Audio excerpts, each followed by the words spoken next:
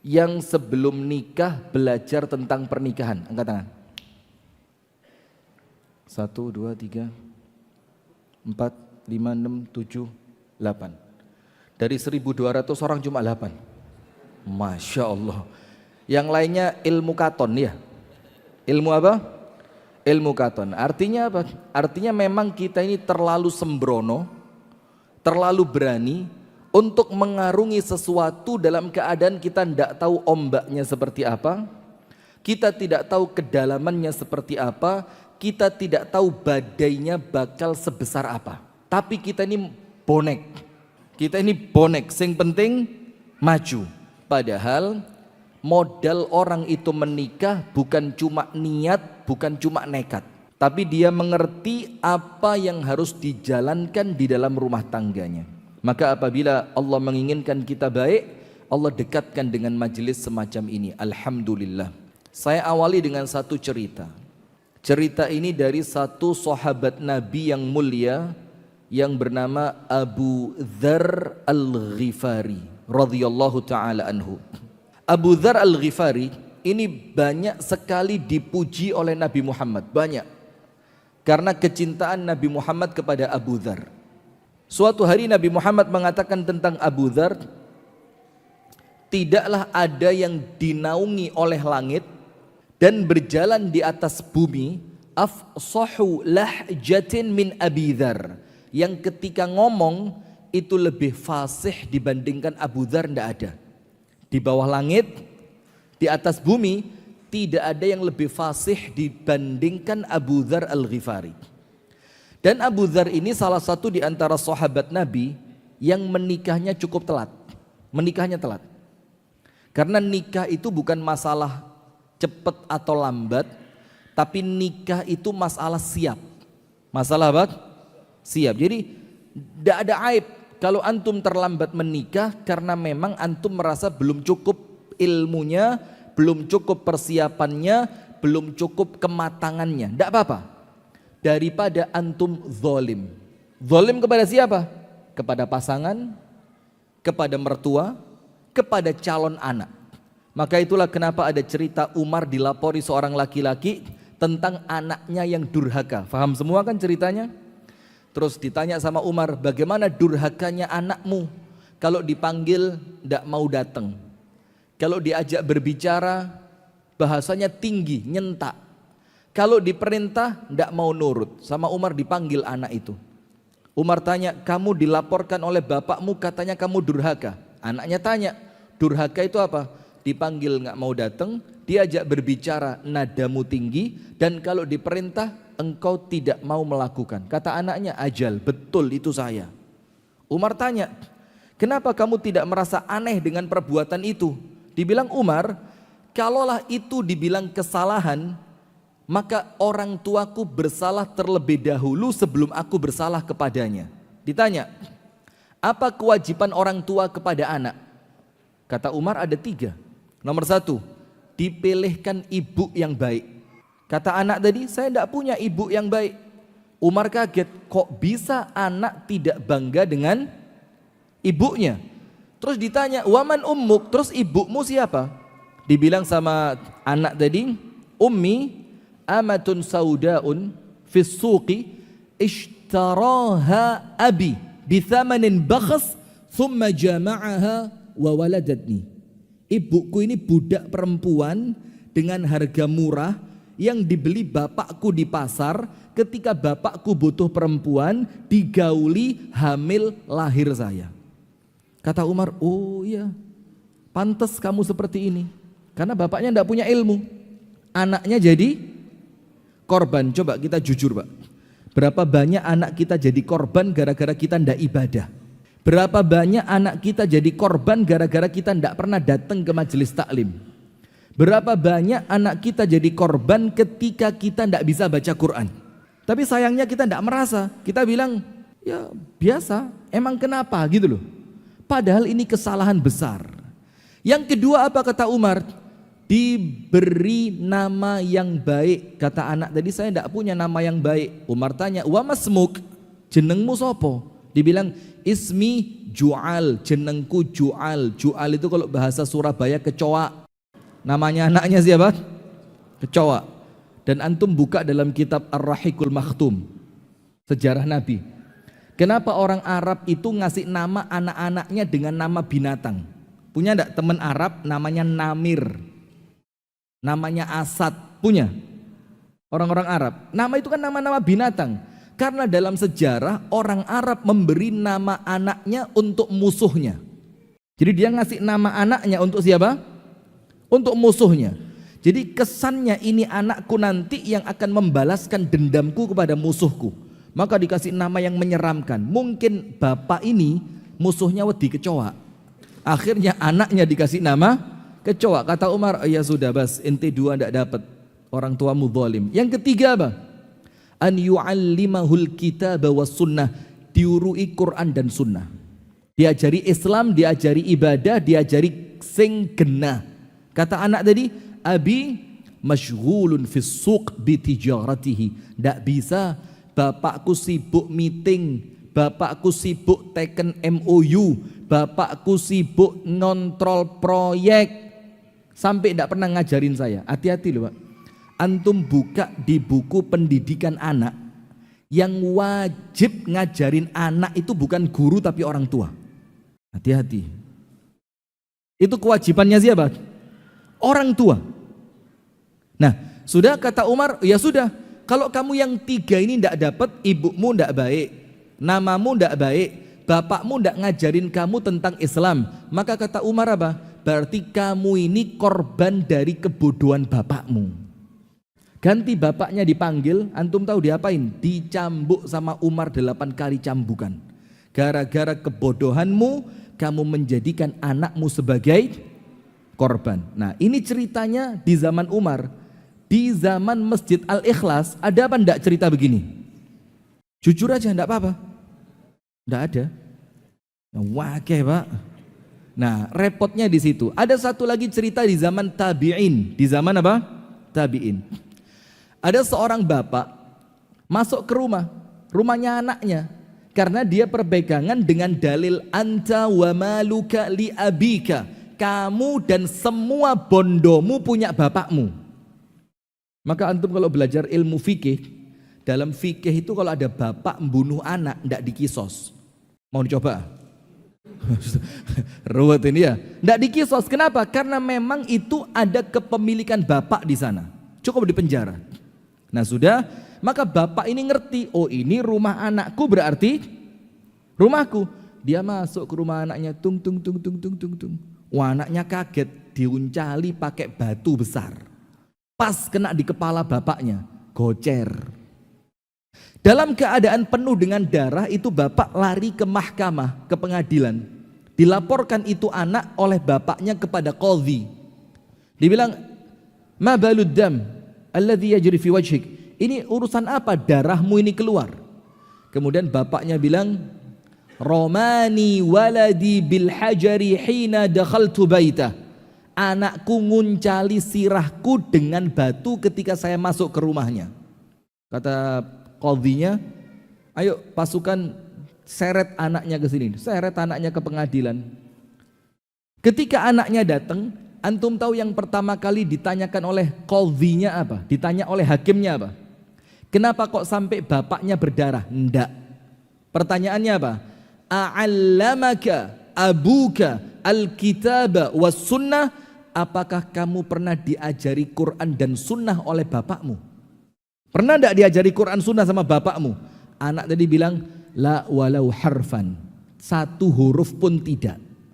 Kata hakimnya apa? Ya sudah, anaknya boleh pulang. Terus bapaknya ngamuk, lu ya apa hakim? Gocer lu ini. Apa urusannya ini? Kata hakimnya apa? Dhannaka thawran fadharaba ra'sak. Tadi waktu kamu masuk ke rumah anakmu, kamu sama anakmu dikira banteng. Maka kamu dilempari pakai batu, anakmu ndak salah gara-gara kamu ndak pernah ngajarin dia. Coba kejadian ndak itu di rumah tangga kita? Anak kita teriak, anak kita di waktu sholat wangel jak-jakani sholat. Istri kita ketika diingatkan untuk berpakaian yang rapi susah. Ketika diajak untuk bagaimana caranya keluar rumah tanpa parfum susah. Ketika diajak kalau keluar ndak usah menor-menor susah. Kenapa? Diawali dari rumah tangga yang tidak dibangun di atas ilmu. Hati-hati. Nah, ceritanya begini. Ketika Abu Dzar Al-Ghifari mau menikah, telat nikahnya telat. Apa yang terjadi? Maka Abu Dzar itu mengumpulkan teman-teman di rumahnya. Terus Abu Dzar mengatakan, "Uriduz zawaj."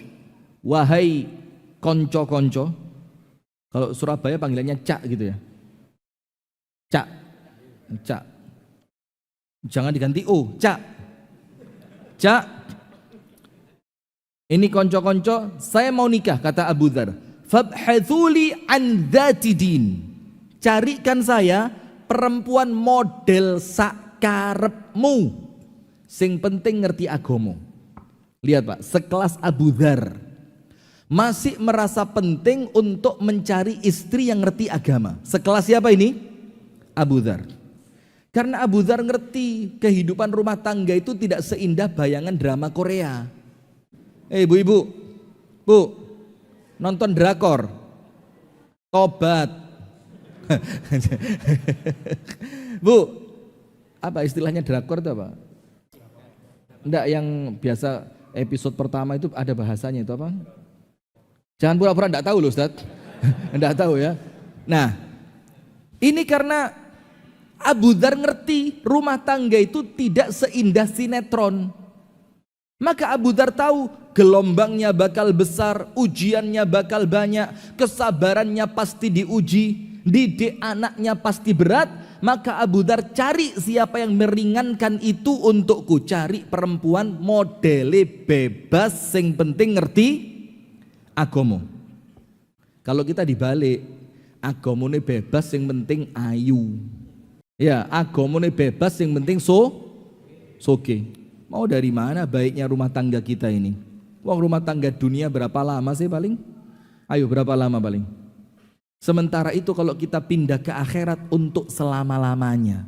Saklawase urip, tidak ada mati setelah itu. Sudah. Maka Abu Dzar bilang, carikan untukku seorang perempuan yang mengerti agama. Temennya ngetes, tidak serius. Ngomong apa? Ya Aba Dzarrin, innali amah sauda dzatudin. Abu Dzar, kalau omonganmu benar, saya punya, kata temennya. Seorang budak perempuan berkulit hitam. Dan mohon maaf ya, kalau ngomong budak jangan bayangkan perawan, tidak ada. Dan itu di zamannya bukan aib, karena budak itu halal digauli oleh siapa? Oleh majikannya, oleh tuannya. Maka ketika dibilang amah perempuan yang seorang budak, maka jangan bayangkan dia masih gadis, enggak. Dalam keadaan dia adalah seorang budak plus kulitnya hitam tapi ngerti agama. Antum tahu apa kata Abu Dzar? Uriduha, zawijni minha. Saya mau sama dia. Belum, enggak pakai nazor, enggak pakai PDKT, pacaran 15 tahun, enggak pakai, langsung pokok ngerti agama. Uriduha, nikahkan saya sama dia. Saya mau sama dia. Enggak pakai nazor Pak. Karena apa? Ini menunjukkan Abu Dzar menunjukkan rumah tangga itu yang penting agamane. Lihat perempuan kata Rasulullah dinikahi karena berapa perkara? 4.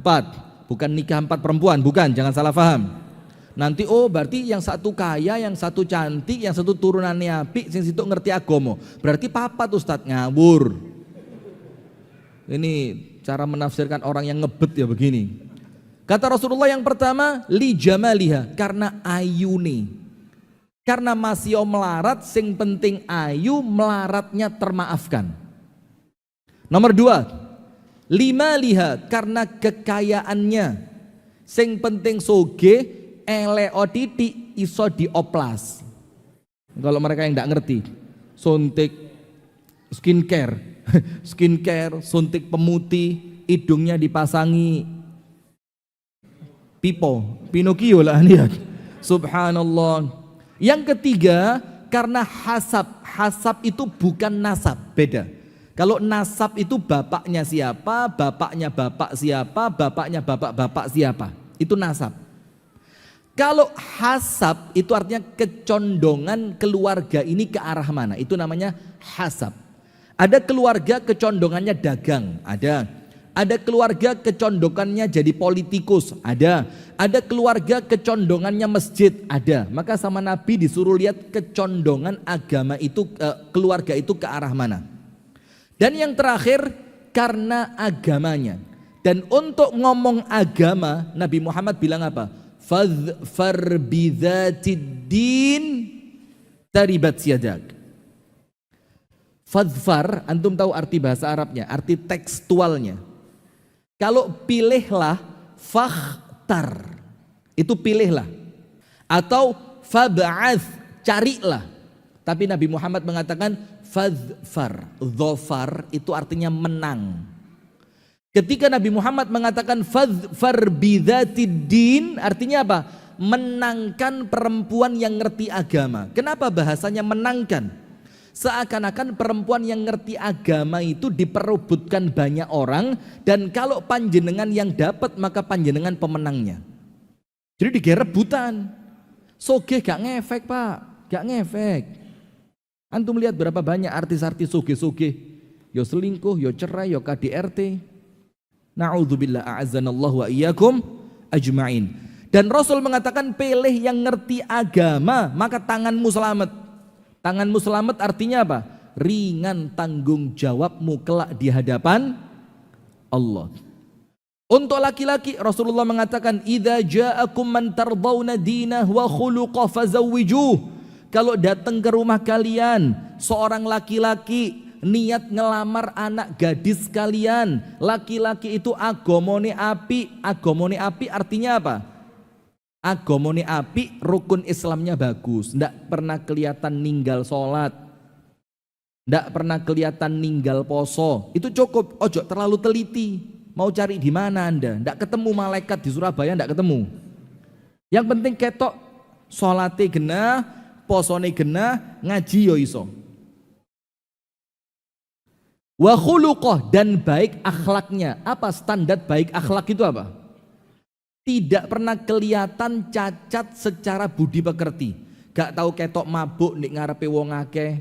Kalau sembunyi itu urusannya Allah ya, kita tidak perlu mengkorek sampai dalam. Tidak pernah kelihatan konangan berzina, tidak pernah kelihatan mencuri. Jadi tidak pernah kelihatan cacat secara moral. Apa kata Rasulullah kalau datang laki-laki semacam itu? Fazawiju, PN dadi mantumu ojo ditolak. Kalau tidak diterima, takun fitnatun fil ardi wa fasadun kabir. Kalau laki-laki baik tidak diterima dadi mantu, efeknya berat. Akan terjadi fitnah di muka bumi, kerusakan. Akan terjadi fitnah di muka bumi dan kerusakan yang besar. Saya mau tanya, apa urusannya wong lanang api gak dipek mantu kok urusannya berlanjut sampai fitnah dan rusaknya bumi? Kenapa?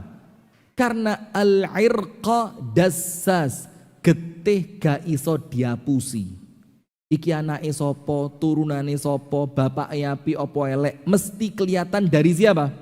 Anaknya. Maka kalau ada anak mbeweti, wangel dituturi, panjenengan tanya, anake sapa sih? Nyebut satu nama. Oh alah yo pantes. Pernah begitu ndak? Anake sapa saiki? Disebut nama ibunya. Oh alah yo gak salah lek anake wong iku. Iya ndak? Nah, maka kalau sampai orang baik ndak diterima, keturunan baik itu akan hilang. Nah sudah, maka Abu Dzar milih perempuan tadi. Welek, a'azzanallahu wa iyyakum. Bukan berarti kita meremehkan sahabat, tapi kemudian kita mau menceritakan seperti apa kisahnya di zaman itu. Sudah, teman-temannya kaget. Loh, hada jid wala hazal. Iki serius apa guyon Abu Dzar ini? Ternyata Abu Dzar serius. Tidak lama setelah hari itu nikah Abu Dzar dengan budak perempuan hitam tadi. Apa yang terjadi? Setelah jalan setahun, jalan 2 tahun, teman yang kemarin mengusulkan perempuan itu untuk dinikahi oleh Abu Dzar balik ke rumahnya Abu Dzar, gerutuk balik, mertamu. Mertamu itu bahasa Inggrisnya apa ya? Visiting. Your English is bad, my English is great. Kampung Inggris ini. Nah sudah datang teman-temannya, tanya sama Abu Dzar, basa-basi, bagaimana kabarmu, bagaimana istrimu, bagaimana anakmu, segala macam. Ditambahi sama temannya, ya Aba Dzarrin, ama turidul hasna, gak kepingin ta rabi mbek wong wedok sing unyu-unyu gitu. Sing rodok pantes didelok, sing rodok ayu, kulite api, wajahnya bersih, orangnya cantik, ndak kepingin ta. Abu Dzar langsung nyekak, skak mat, skak mat. Apa kata Abu Dzar? Saya tahu maksud kalian ini. Kalian mencela istri saya karena paras wajah dan tubuhnya. Terus Abu Dzar bilang apa? Hiyallati tuqidhuni idza nimt. Kamu tahu siapa istri saya itu, kata Abu Dzar? Jangan lihat wajahnya, tapi lihat sifatnya. Dia itu perempuan yang membangunkan aku ketika aku telat untuk sholat tahajud. Nomor satu. Hiyallati tuqidhuni idza nimt. Dia yang membangunkan saya untuk sholat malam ketika saya ketiduran. Yang bangunin siapa? Istrinya. Panjenengan dibangunin siapa? Alarm muni di snooze, mundur 15 menit sampai adzan subuh ya. Mundur, tunda. Ini yang ketawa pengalaman KB ini ketoro. Alarm wis muni ditunda 10 menit, 15 menit. Subhanallah, la haula wala quwata illa billah. Nomor satu, hiyallati tuqidhuni idza nimt. Dia yang membangunkan saya ketika saya tidur untuk tahajud. Nomor dua, wa hiyallati tusyajji'uni idza kasult. Itu perempuan yang nyemangati saya kalau saya lagi males. Kita enggak, kita sebaliknya ngelihat istri langsung moodnya hilang. Males lapo-lapo ya. Ini perempuan yang kalian hina. Ini perempuan yang senantiasa menyemangati aku, membangkitkan semangatku, meningkatkan kemauanku untuk ibadah ketika aku sedang malas. Nomor dua. Nomor tiga, wa hiyallati tudzakkiruni idza nasit. Dan itu perempuan dengan agamanya, dia yang mengingatkan aku ketika aku sedang lupa. Terus ditutup sama Abu Dzar apa? Wa idza ra'aitumuha hina adkhalaha Allahu al-jannata la nadimtum annakum ma akhadtumuha. Kata Abu Dzar, saya tahu ini. Nanti kalau kalian lihat kecantikan istri saya yang kalian cela sekarang, ketika Allah masukkan dia ke dalam surga, maka kalian akan menyesal kenapa dulu bukan kalian yang menikahi dia. Coba ini sekelas Abu Dzar. Nah, bagaimana dengan abu-abu ini? Itu nomor satu. Itu kisahnya siapa? Abu Dzar. Antum tahu Imam Ahmad bin Hanbal, Abu Abdillah Ahmad ibnu Hanbal rahimahullahu ta'ala, nikahnya umur 50. Tidak pakai ditanya kapan nikah, tidak pakai. Dan kalaupun ditanya mungkin Imam Ahmad gak baperan ya. Umur 50 baru nikah. Orang tuanya sudah meninggal, abahnya meninggal, umiknya meninggal. Maka datang ke bibinya. Terus Imam Ahmad ini ngomong sama bibinya, ya khala uriduz zawaj. Wahai bibiku, saya mulai tertarik nikah, coba carikan untuk saya. Berangkat bibinya ke rumah salah satu orang. Yang di dalam rumah itu ada 2 gadis perempuan di rumah tadi, ada 2. Ketika bibinya masuk, ditanya sama ahlul bait, "Madza turidin?" Apa yang kamu inginkan? Dibilang apa? "Akhtub li ibna akhi libni akhi Ahmad ibni Hanbal." Saya melamarkan untuk ponakan saya yang namanya Ahmad bin Hanbal. Saya mau lihat 2 putri kamu. Namanya dilamar Imam Ahmad.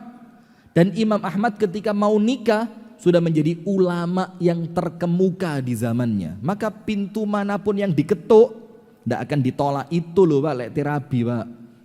Sing pantes, sing keren, maju rabi dingklak. Mau ngapain? Ngapain ya? Ndak jadi wes Pak, pulang saja. Lah lemes.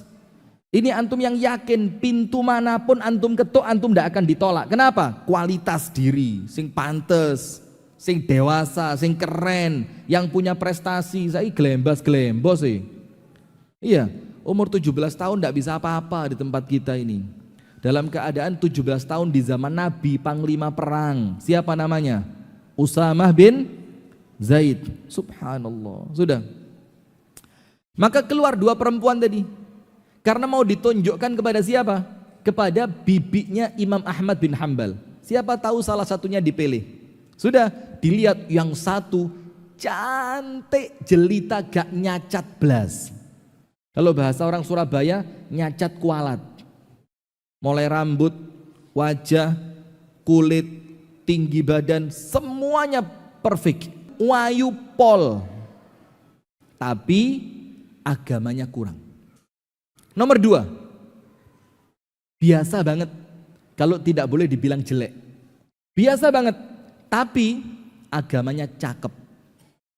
Sudah pulang bibinya Imam Ahmad, tek, ketemu sama Imam Ahmad. Ya Ahmad Ibn Hanbal, wahai ponaanku Ahmad bin Hanbal, ada 2 di rumah tadi, tak ceritani. Nomor 1, wayu pol. Kalau kita Pak krungu Pak, yo sikuai. Lo nomor 2 durung krungu, wis iku wae, gak usah kakean. Nomor 1 apa? Cantik jelita, top. Diceritakan, tapi indaha naqisun fid din, tapi dia itu agamanya kurang. Nomor 2 diceritain hidungnya, kulitnya jelek Ahmad yang nomor 2. Tapi zatudin, agamane apik. Apa kata Imam Ahmad? Idza tazawwajtu li hawaya, kalau saya nikah untuk nafsu saya pilih yang nomor 1. Ayo, ini kita koreksi diri masing-masing. Anda nikah untuk nafsu atau untuk yang lain? Kalau saya nikah untuk nafsu saya pilih yang nomor 1. Cantik jelita, agama urusan buri. Gak jilbaban masuk, tak jilbabi kok mari rabi. Iya lek sampai di kafani gak jilbaban ya apa? Nomor 1, kata Imam Ahmad, kalau saya nikah untuk nafsu, saya pilih nomor 1. Wa idza tazawwajtu li rabbi wa li akhirati wa li dini fakhtartu tsaniyah. Tapi kalau saya nikah untuk Allah, saya nikah untuk akhirat, wa tazawwajtu li dini, untuk agamaku, fakhtartu tsaniyah. Saya pilih yang kedua. Dan antum tahu yang dipilih yang mana? Yang kedua. Nomor 2, wajah biasa tapi agamanya cakep. Coba perempuan sekarang. Subhanallah. Nah sudah, setelah kisah itu apa yang terjadi? Ketika istrinya itu wafat, namanya Ummu Saleh. Ketika istrinya itu wafat, Imam Ahmad Ritha itu menceritakan kebaikan istrinya di hadapan orang-orang yang takziah. Apa kata Imam Ahmad? Aishtu 20 sana ma'a Ummi Saleh fama ikhtalaftu ma'aha walau kalimah. Saya hidup sama perempuan ini 20 tahun, kata Imam Ahmad. Fama ikhtalaftu ma'aha walau kalimah. Tidak pernah membantah saya walaupun dengan 1 kata. Walaupun dengan berapa? 1 kata. Sekarang kalau istri kita kakean protes, ojo ngamuk, muhasabah, kita nikahnya untuk siapa kok sampai milih orang seperti itu. Ketika istri itu kemudian protes, nuntut, minta ini, minta itu, ganggu ini, ganggu itu, jangan gampang ngamuk, coba muhasabah. Kenapa kok sampai muncul perempuan seperti itu di rumah kita? Yang milih siapa? Ayo jawaban Pak. Siapa yang milih dulu? Ustaz kebablasan, lawas ceramah ikat saiki. Maka kata Imam Ahmad, karena saya pilih agamanya dan saya menikah untuk Allah, saya menikah untuk akhirat, saya menikah untuk agama Allah, maka Allah membalas untuk saya dengan apa? Hidup 20 tahun belas tidak pernah bantah. Subhanallah. Itulah istri yang nolong kita untuk perkara akhirat. Nah maka ada satu hadis yang sahih dalam kitab As-Sahih Al-Jami'. Rasulullah sallallahu alaihi wasallam bersabda, qala Rasulullah sallallahu alaihi wasallam, liyattakhidh ahadukum qalban syakira. Hendaknya setiap kalian memiliki qalban syakiran, hati yang gampang bersyukur. Hati yang gampang bersyukur itu apa? Oleh titik syukure gede. Tidak seperti kita, oleh gede syukure. Kenapa kita ini mendapatkan perkara besar kok syukurnya kecil? Karena perkara besar itu sudah biasa kita dapat. Karena keinginan kita terlalu besar sampai oleh sing gede kesannya. Yang jane sing tak jaluk sakmene. Jadi syukurnya kurang. Sementara qalban syakiran itu oleh titik syukure gede. Jadi jangan terlalu tinggi angan-angan. Antum tahu tinggi angan-angan itu penyakit yang dilemparkan siapa ke dalam hati kita? Setan. Setan itu membisiki kita tulul amal. Tulul amal itu panjang angan-angan, panjang cita-cita, dianggap umure sik dawa. Itu namanya tulul amal. Ada orang kerja belani ninggal anak, ninggal istri, harapan hasil kerjanya untuk nyenengno anak, nyenengno istri, ketika dia pulang istri sama anaknya mati kena bencana. Ada yang sebaliknya, dia rela ninggal anak, ninggal istri, tidak sempat menikmati hasil orangnya mati duluan, karena nikmat itu cuma dua. Kalau bukan Anda yang meninggalkannya, Anda yang ditinggalkan olehnya. Tinggal pilih mau yang mana. Nah sudah, maka oleh Rasulullah diingetin, wis talah goleo ati sing gampang syukur, oleh titik wis seneng, sing penting cukup wis api. Yang kedua, walisanan dzakiran, dan hendaknya kalian memiliki lisan yang apa? Enteng zikir. Lisan ini penting, dan ini mempengaruhi kesolihan anak. Maka disebutkan dalam ayat Quran, Anda nanti buka surat An-Nisa ayat 9. Dikatakan di sana bahwa hendaknya merasa takut orang-orang yang meninggalkan di belakang mereka generasi yang lemah. Lemah iman, lemah fisik, lemah finansial. Terus ketika mereka mulai khawatir anak turun mereka lemah, Allah kasih dua cara biar selamat. Apa caranya? Falyattaqullah waliyaqulu qawlan sadida. Maka syaratnya dua biar anak turun kita itu baik. Nomor satu, hendaknya kalian bertakwa kepada Allah dan ucapkan ucapan yang baik. Jadi ucapan yang baik ataupun zikir itu mempengaruhi kesolihan anak kita, mempengaruhi kebaikan rumah tangga kita. Maka sama Nabi dicampur tiga ini. Nomor satu, hatinya gampang bersyukur. Tidak harus punya rumah yang besar, tidak harus punya mobil yang mewah, tidak harus makanannya tiap hari lezat, tidak harus rekreasi sampai ke KL. Cukup diajak nang Masjid Al-Ikhlas tok saweneng. Masya Allah. Antum kalau punya istri kayak gitu Pak, Masya Allah Pak, pengiritan Pak. Sudah. Yang kedua, walisanan dzakiran, hati yang bersyukur, lisan yang berzikir. Yang terakhir apa? Wa zaujatan mu'minatan tu'inuhu ala amril akhirah.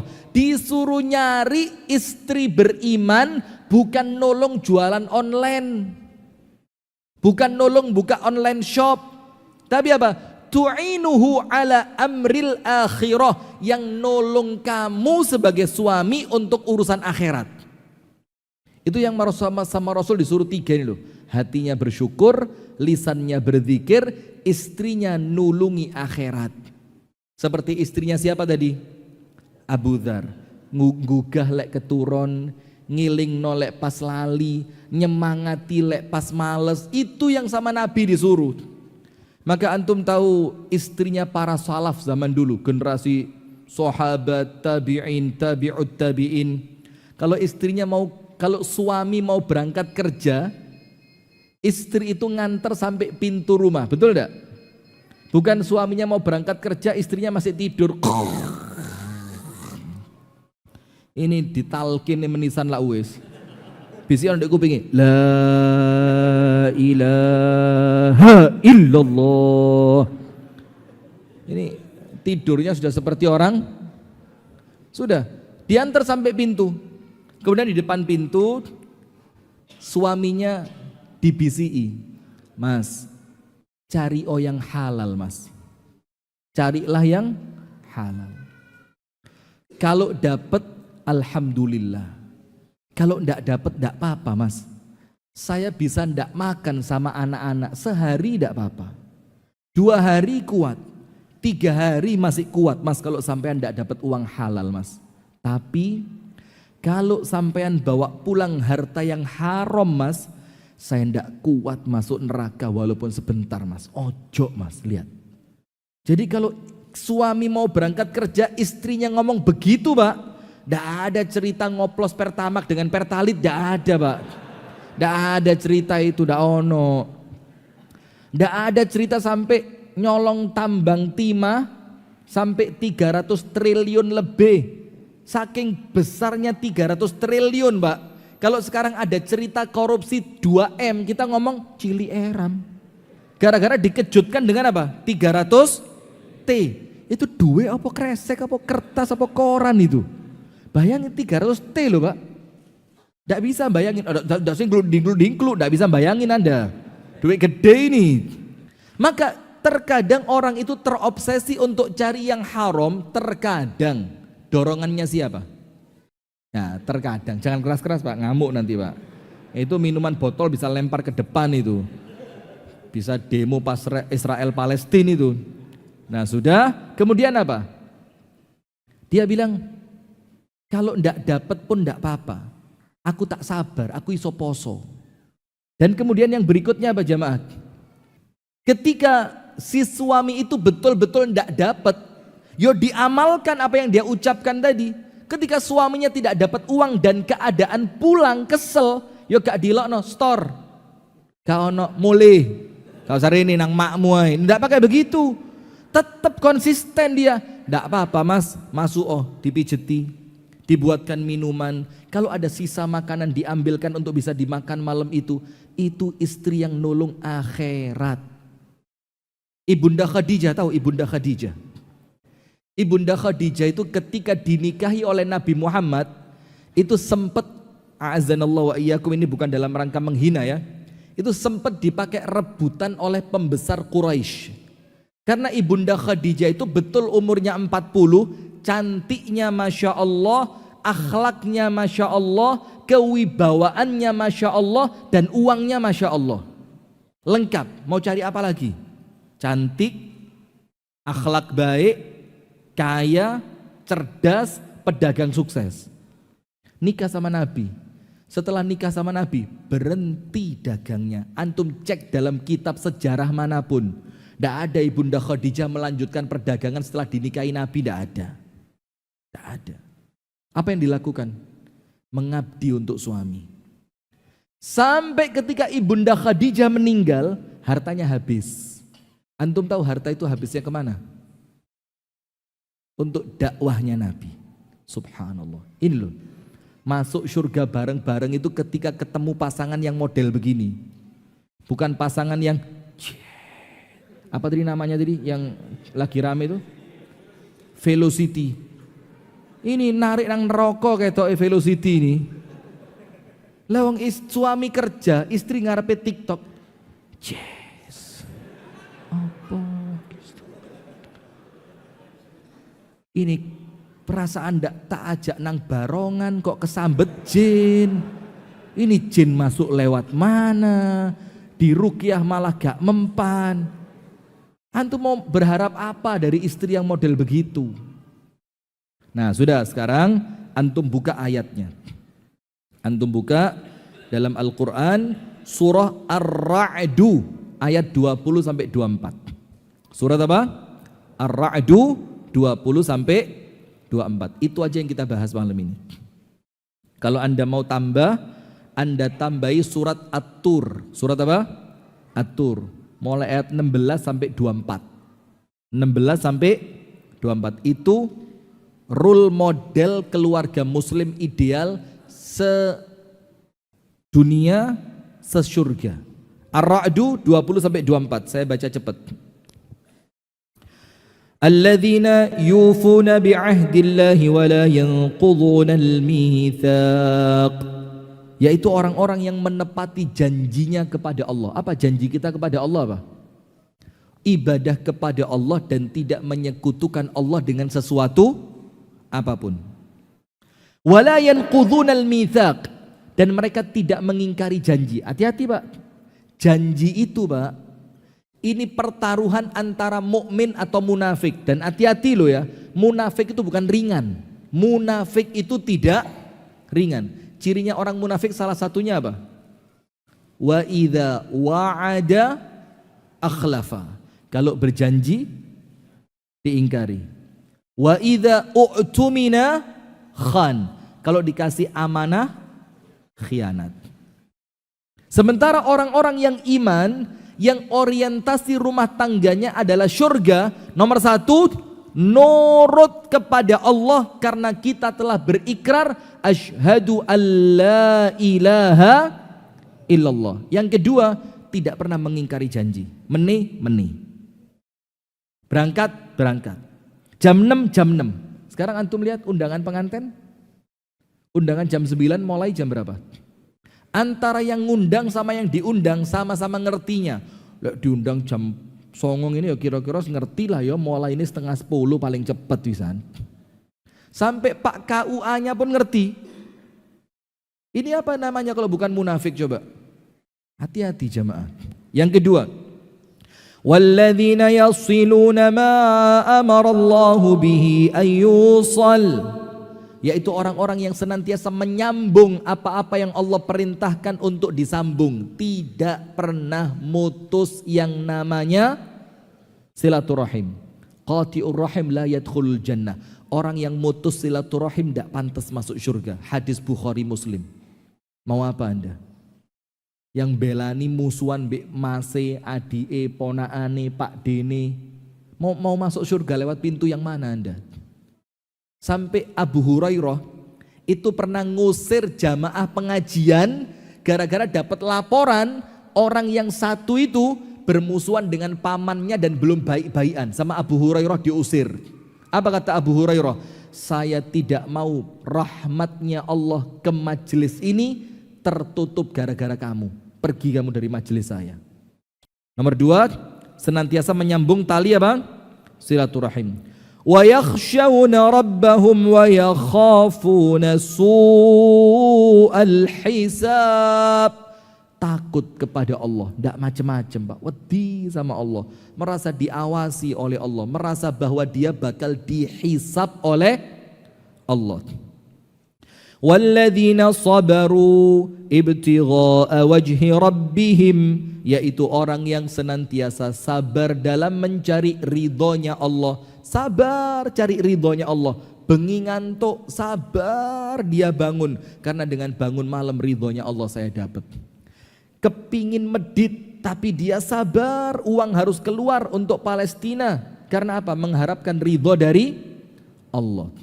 Kemudian wa aqamus salata wa anfaqu mimma razaqnahum sirran wa alaniyah. Salat api, sedekai kenceng. Kemudian wa yadra'una bil hasanati sayyi'ah. Kalau ada yang jelek dibalas dengan baik. Tonggone ngantem omai gawe kerikil, dibales omai tonggone dikirimi parcel. Bisa? Memang surga itu ndak murah, ndak iso mlebu surga cekakak, cekiki, ngopa, ngopi, cangkrak, cangkruk. Ndak bisa. Nomor satu, menjalankan apa yang telah dia janjikan kepada Allah dan dia tidak mengingkari janji. Nomor dua, menyambung tali silaturahim. Nomor tiga, takut kepada Allah. Nomor empat, mengkhawatirkan beratnya hisab. Nomor lima, sabar dalam mencari keridhaan Allah. Nomor enam, mendirikan sholat. Nomor tujuh, menyedekahkan sebagian apa yang Allah berikan. Dan yang kedelapan, membalas keburukan dengan kebaikan. Terakhir apa? Ulaika lahum uqbaddar. Mereka itulah yang dapat balasan negeri yang baik, rumah yang baik. Apa itu? Jannatu adnin yadkhulunaha wa man salaha min abaihim wa azwajihim wa dhurriyyatihim. mereka Allah masukkan ke dalam surga bareng siapa? Bareng bapaknya, bareng istrinya, bareng suaminya, bareng anak-anaknya. Allah masukkan surga bareng kabeh. Ar-Ra'du berapa? 20 sampai 24. Allah masukkan mereka ke surga, bapaknya ikut masuk, otomatis ibunya. Istrinya ikut masuk, otomatis suaminya. Anak-anaknya ikut masuk. Wal malaikatu yadkhuluna alaihim min kulli bab, dan malaikat tidak berhenti masuk ke pintu surganya mereka mengucapkan apa? Salamun alaikum bima sabartum fa ni'ma uqabaddar. Malaikatnya bilang, "Mas, selamat ya atas kesabaranmu waktu di dunia. Sabar dalam menjalankan aturan Allah. Itu kalau kita pengen masuk bersamamu masuk ke dalam surga. Ojo salah milih pasangan. Kalau panjenengan mau mantu, cari mantu sing agamane apik, Pak. Sugih gak mesti mulyakne anak panjenengan, gak mesti. Dapat mantu kaya belum tentu memuliakan anak Anda, belum tentu. Nah, itu makanya jamaah sekalian, Anda buka nanti di rumah tambah 1 surat At-Tur. Surat apa? At-Tur ayat 16 sampai 24. Supaya kita insya Allah masukkan ke dalam surga bareng dengan semua keluarga kita. Allahumma amin.